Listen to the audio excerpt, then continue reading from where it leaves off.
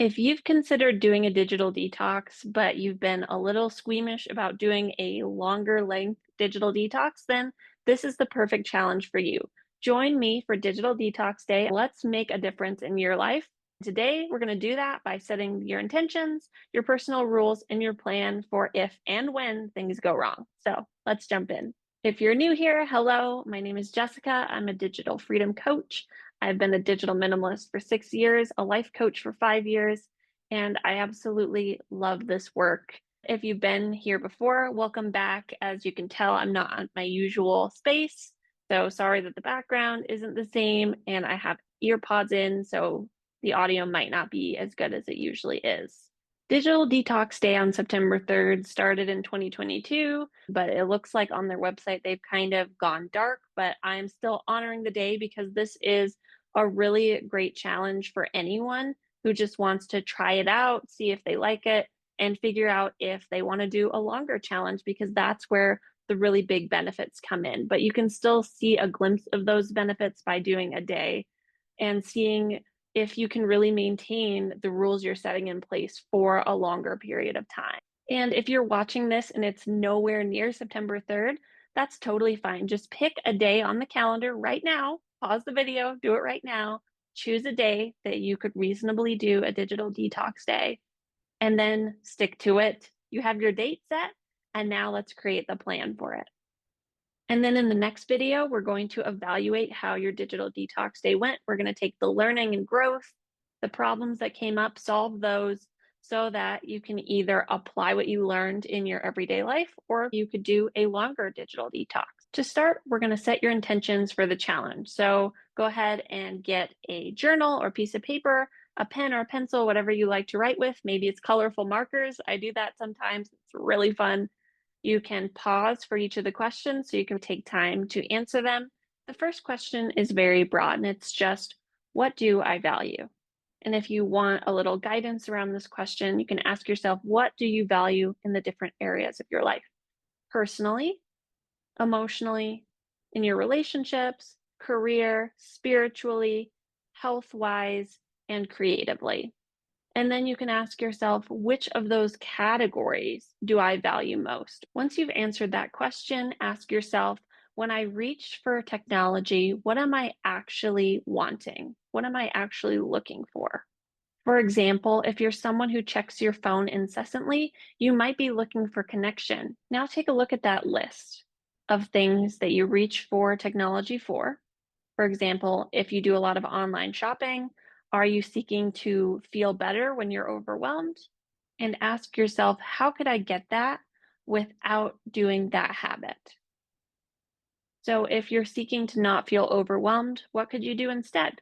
Maybe you could meditate, read a good book, go for a walk, write down a bunch of options. If you want to feel connected, maybe instead of reaching for your phone, set up a phone call on that day.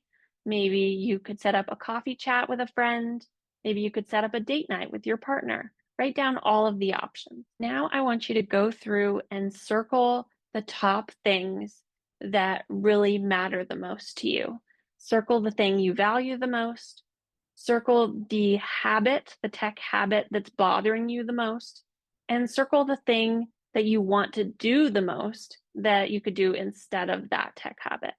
And then we will take those and we will set our rules for the challenge. When setting up your rules, I want you to consider what type of person you are.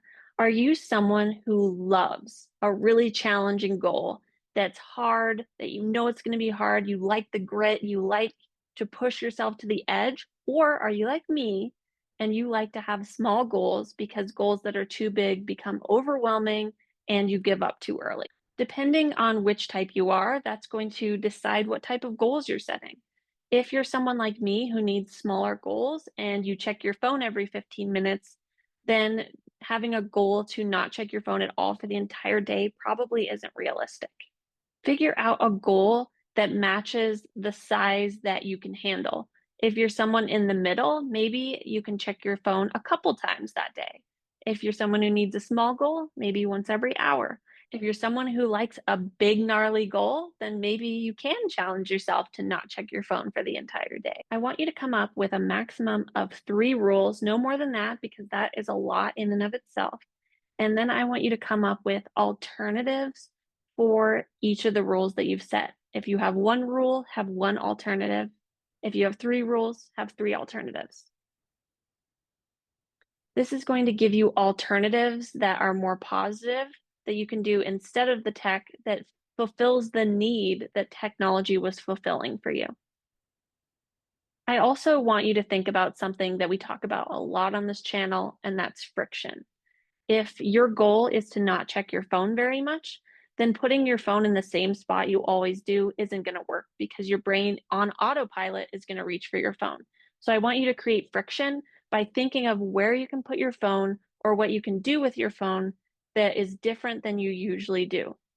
If your goal is to not check a specific app, then delete the app and log out of that account in every device.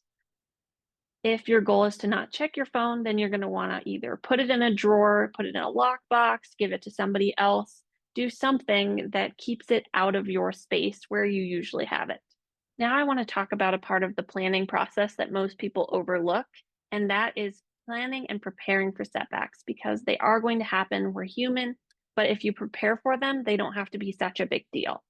So ask yourself, what are all the things that could go wrong?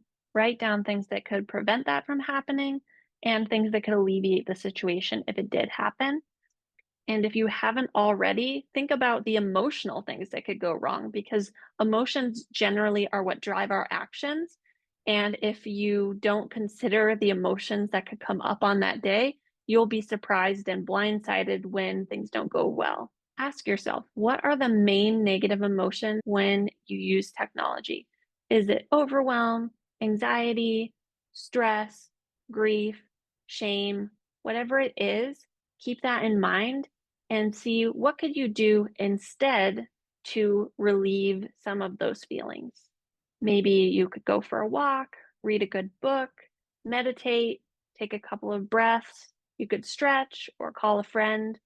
Just think through all of the options and circle the top 3 that would be most likely to help you in that situation and the ones that you would be most likely to actually use. If you know that meditation feels good, but you tend to avoid it, then that's probably not the best one to use. Now you should have a rough idea of if this happens, then I will do this. And you can create a little plan for yourself. If I watch too much TV, if I check my phone more times than I want to, if I feel overwhelmed, then I will do this. For example, if Wednesday is trash day for you and you tend to have a fight with your partner about trash day every week, then maybe you can have a plan for that. If trash day fight happens, then instead of storming off and going to my computer, I'll read a book. Or maybe I will handle the situation differently than I normally would. Maybe I will just preemptively decide to take the trash out. I hope that by preparing for these setbacks, you're not just preparing for them, you're expecting them, and you're seeing them as not a bad thing. They're just human, they happen to all of us, and they are a learning opportunity. That's just how we learn and grow. My 9-month-old is currently learning to walk, and he falls down a lot. And he's not just learning to walk, he's growing the muscle to walk, he's figuring out the balance to walk, and he's learning how to fall without hurting himself too, which is a valuable lesson in and of itself. So even the falling down can be valuable. In the next video, we're doing something really fun. We're going to evaluate how the digital detox day went. And we're going to celebrate the wins that went with it. So you're not only going to take away what did I learn from this, so you can apply that into a longer digital detox or just into your everyday life, but you're also going to celebrate the things that went well because I think most of us are so focused on what went wrong that we miss getting to celebrate ourselves and what went well. So it's going to be a lovely learning and celebration video, and I cannot wait to see you there. So until next time, take care. Bye.